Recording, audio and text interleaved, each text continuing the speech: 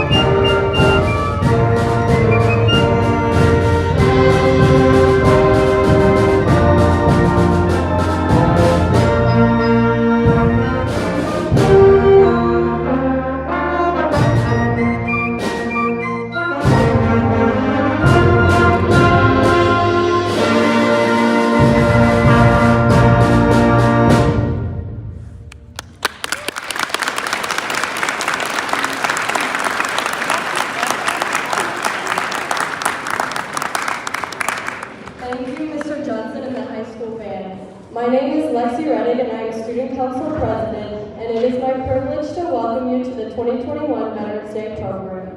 Please rise for the advancement and placement of colors presented by the Winthrop Honor Guard.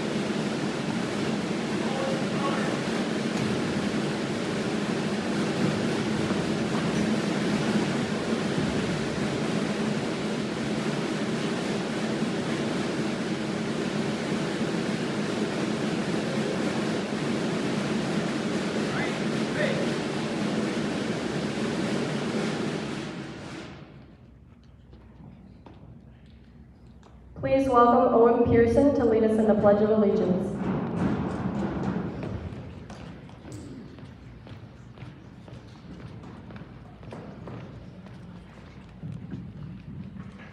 My name is Owen Pearson, here to lead you in the Pledge of Allegiance. Please rise for who's in. I pledge allegiance to the flag of the United States of America and to the republic for which it stands, one nation, under God, indivisible, with liberty and justice for all.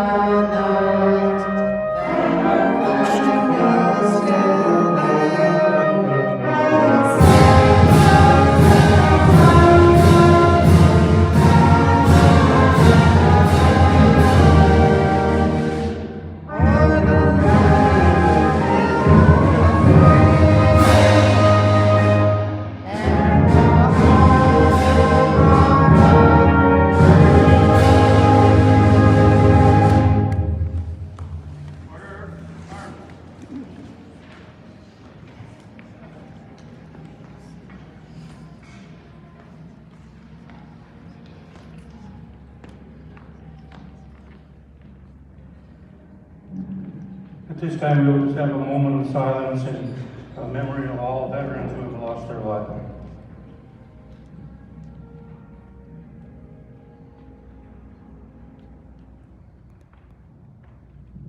Thank you.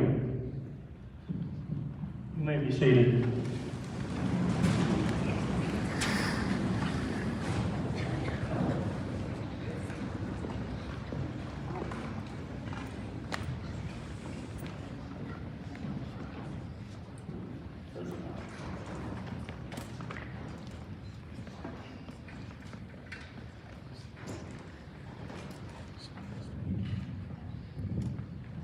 Our speaker today is one of our own, a member of the Winthrop Honor Guard.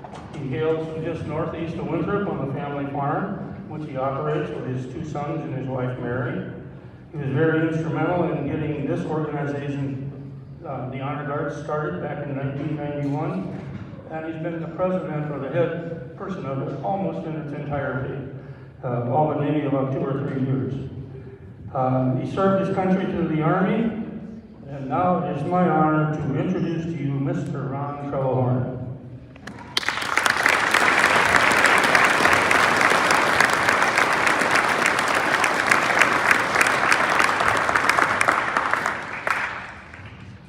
Thank you, Don. Veterans Day. Veterans Day is a day we honor all who have served or who are serving today. And we all ought to be very, very thankful. And we all know a veteran, I'm almost positive of that. Some relative, some friend, someone that you know along the line. Please thank them, because you can go to school, you can go to church, you can go to community things, you can do what you want pretty much because of the freedom that we have today, because of veterans. And so thank a veteran whenever you get a chance. It doesn't have to be just today. It can be any day of the year.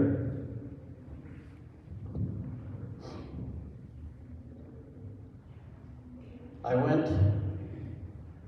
graduated in 1965 from Winthrop High School. I joined the Army in 1966. It's a long time ago. When I joined, I was paid $71 a month. Big money.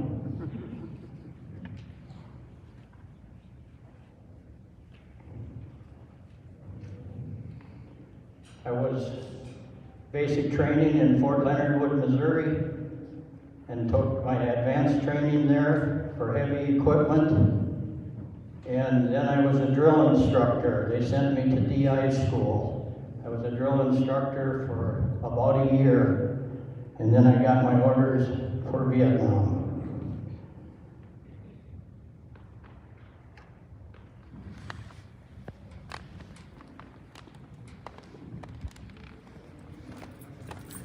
Top 2 switches.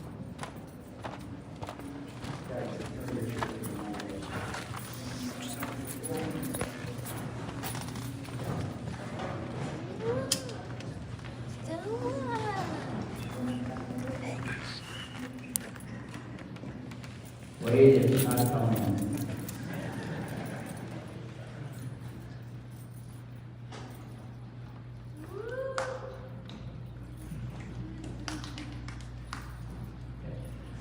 While they're fixing that, when I got orders to go to Vietnam, 1967, 54 years ago, unbelievable.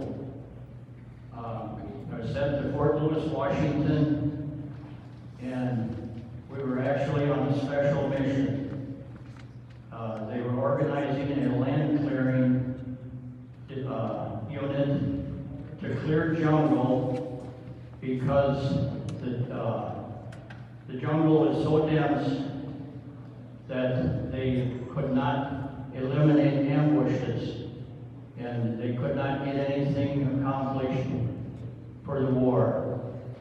So land clearing was a high priority, and we were the first land clearing team. It was called a land clearing team at the time. We were the first ones to go to the Central Highlands. Okay, Vietnam. We all know where China is. Vietnam is there. Just a little piece of the pie. Clean on the other side of the world from here. It's most people don't know where it's at, but you can look it up on the map and it's there. Okay, this This is Vietnam in a piece there. This is the Central Highlands of Vietnam. This is where I was with my outfit. This is Laos. This is Cambodia. We worked through the whole Central Highlands, clearing jungle along the roads to eliminate ambush, and we got plenty of ambushes ourselves because the enemy did not like us. It took them a little while to figure out what was going on with the clearing business because it was new to them also. And we've all heard of the Agent Orange. This is how they sprayed Agent Orange at first to start defoliating the jungle, and it was not fast enough. So they, that's why they started putting in the land clearing teams.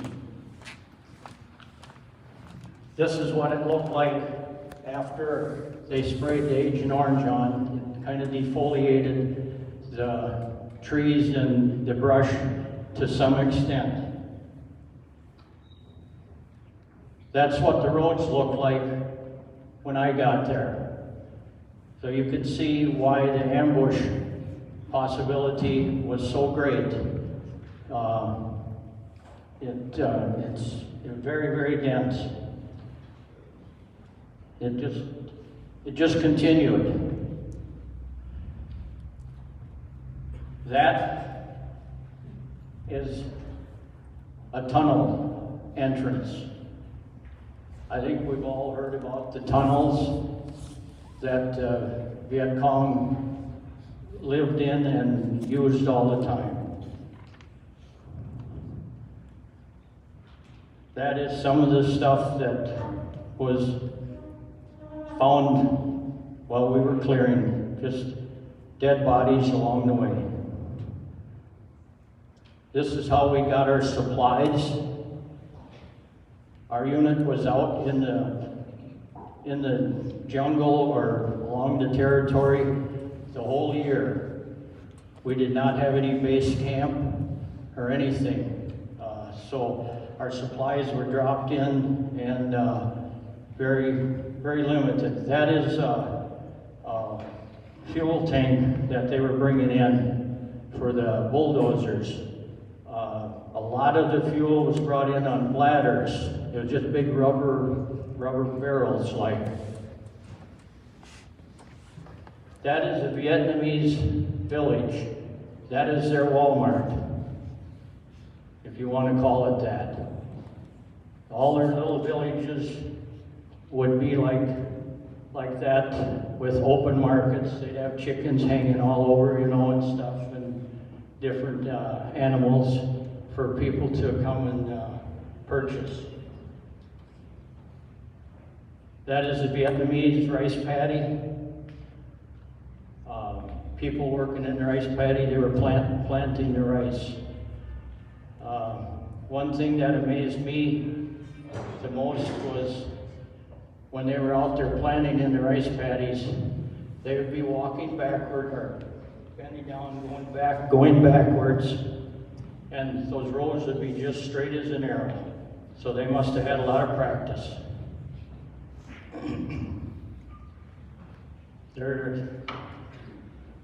That is water buffalo. They're tractors, I would say, I suppose, today. And that's how they lived every day. This is the Mountainard people now. This is the other people in Vietnam. They lived in the Central Highlands. The Vietnamese were on the edge of the Central Highlands. The Mountainards are very similar to our Native Americans.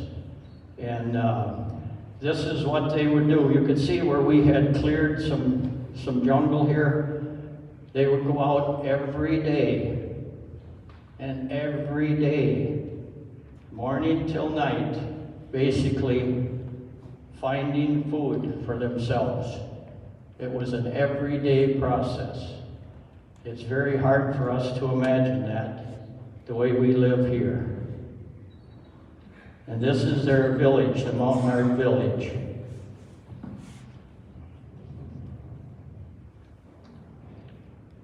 There are some of the trees, leaves off of the trees that we had out there.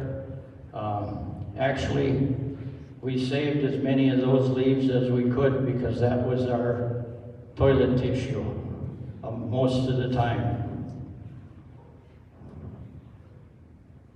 And there's everyday life. We got pretty gruesome in times and stuff, so we tried to keep each other at least comfortable. There you can see how dirty my shirt is. The longest that we went without bathing was a little over a month. And it got pretty bad. You would get jungle rot in your crotch. Blood would run down your legs and stuff. It's just the way life was. When we finally found some water, we took advantage of it.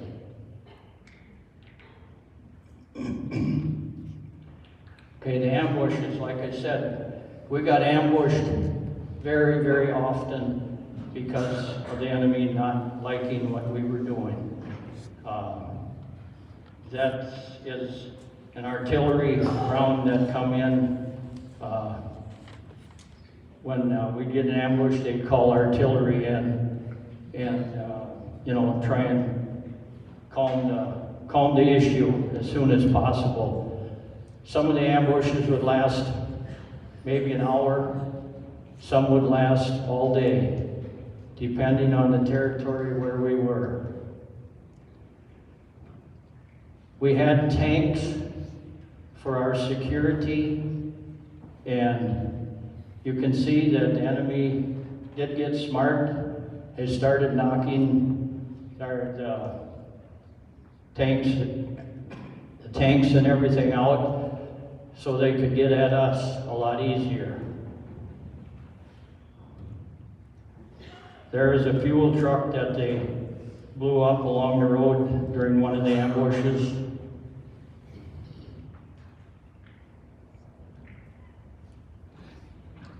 This is what we did most of the year, clearing jungle. The slopes were in the Central Highlands. It was very hilly and a lot of valleys and all this and that, and we tried to clear as much as we could because of the ambush threat. And then you'd fall into this. This was one of the tunnels or complexes that the Viet Cong made underneath the ground, and they were very shallow at the time because they did not expect heavy equipment to be coming around. And then when we'd be clearing, then dozers would fall in, and this is what you got. So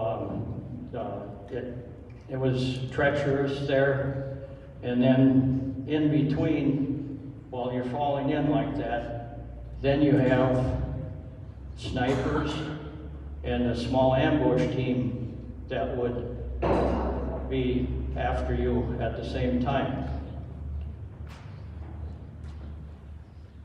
Battle of Dak To. Dak To was in closer to the Cambodia border. We had Dak To, Kon Tum, Ben Het. They were three critical points at the time. This was 54 years ago next week when this battle started. We were in the territory, so we got hooked into it. the enemy hit all three towns at the same time because it was a very, very heavily infested Viet Cong area because of the travel down the Ho Chi Minh Trail right along the Cambodia-Laos-Vietnam border. The Battle of Dak To lasted for a little over a week. We lost over 200 guys in that battle. It was, like I said, it was a very, very critical point for the Viet Cong because they were moving troops in very heavily for the Tet Offensive coming up in January. And that's why they hit all three places at one time so they could dominate the territory. This is some of the bombing. You can't quite see it.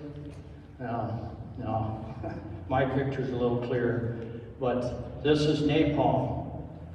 I don't know if you all know what napalm is, but napalm is a phosphorus burning substance that when it gets on you, it doesn't stop burning. It just keeps burning.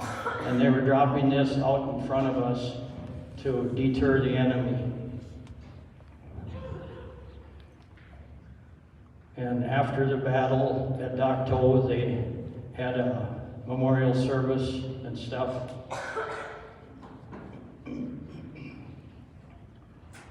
And this is the road to Dak To. We cleared all that stuff. So it's just kind of a memento for me to see that it was amazing that they declared it as one of the bloodiest battles of the war. So it's kind of a memento to me to just have these slides like this. A lot of my slides did not make it from publishing. I don't know why, probably because some of them were too gruesome, but I lost about 150 slides from my tour.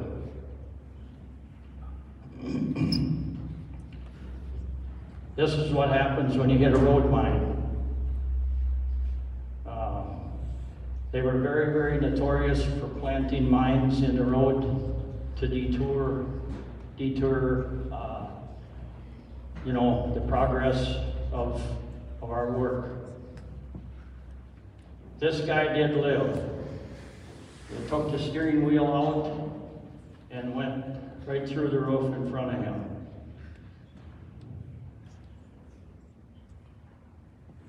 This is one of the 5-ton trucks, lowboy trucks that we were transporting our bulldozers on. I was riding on the side on the running board, hanging on to the mirror when this blew up. I was thrown about 20, 30 feet, basically unharmed, shook up very, very bad, but didn't have time to worry about that because we were under attack. So you don't have time to worry if you're hurt or not. We were moving up to the Asha Valley to do some clearing there because they were getting hit so hard all the time by ambushes. So they wanted us to clear some spots for them to diminish the ambushes. And then come Tet Offensive, January of '68. We had just moved into a small outer little compound at the night before. We moved in about 10 o'clock at night. It was dark. 1 o'clock in the morning. It was just about as light as it is in here from tracer rounds. going through the compound. Tracer rounds are every 5th round in machine guns and some other stuff is a tracer round. It's a light that burns as a bullet goes by. We were pinned down in a trench, right? They had a trench right by the compound. We were pinned down there for about a week and a half. And we didn't sleep for over 3 days, and then you took your turn at sleeping, resting, and doing whatever you had to do the rest of the time. This is some of the after effects of the battle there at Ted. This is some of the equipment that was gathered from around the edge of the compound. This is what happens when the napalm. There isn't much left when napalm is dropped.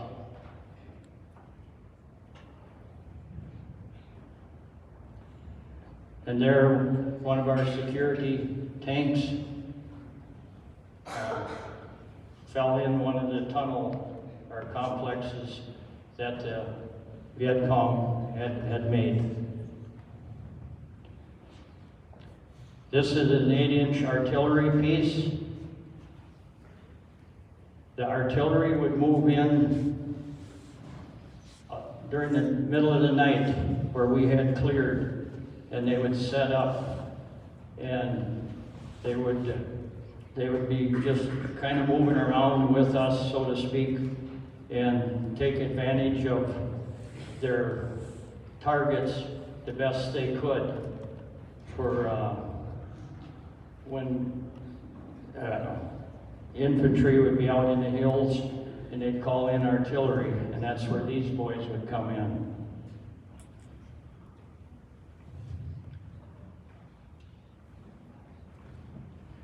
I know a lot of the veterans over there had it a lot worse than what I did.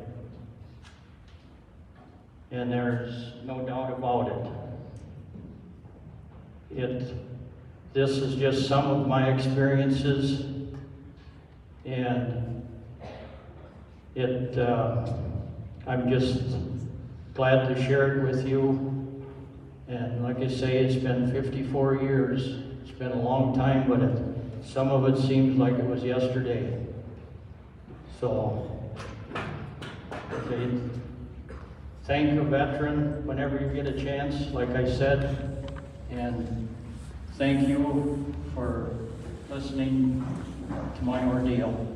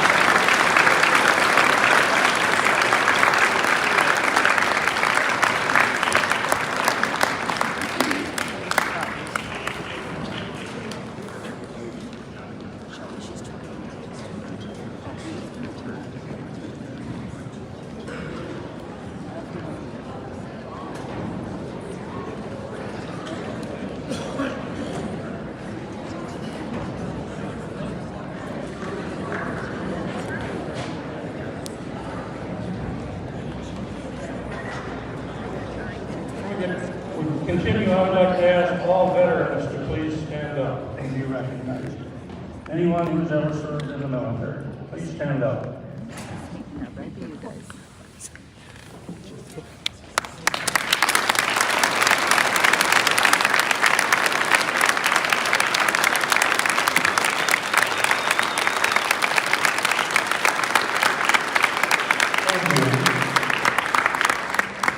Next item that we have, before we retire our colors, I ask you all to rise for the pledge of task.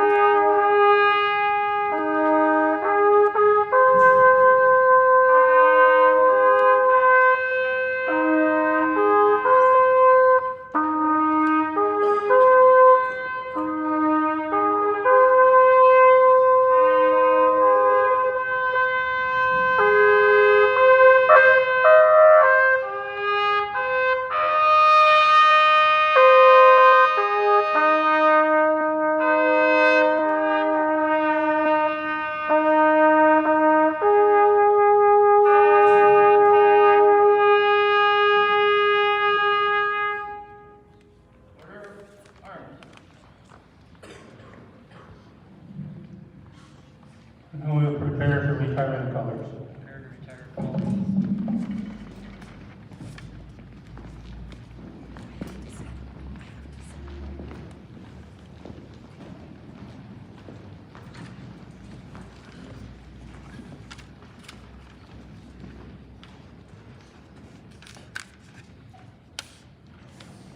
Retrieve colors.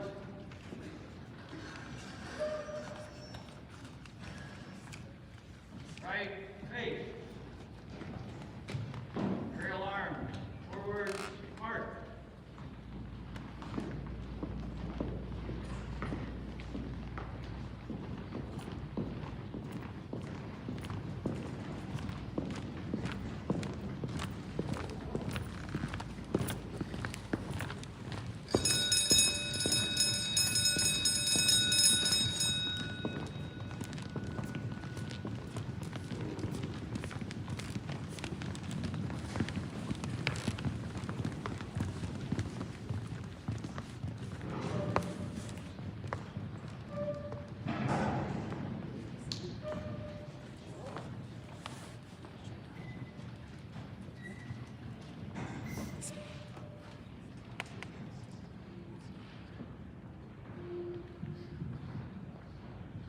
Thank you everyone for joining us for our program this morning. Once again, thank you to our high school band, to our choir, and to all of our veterans.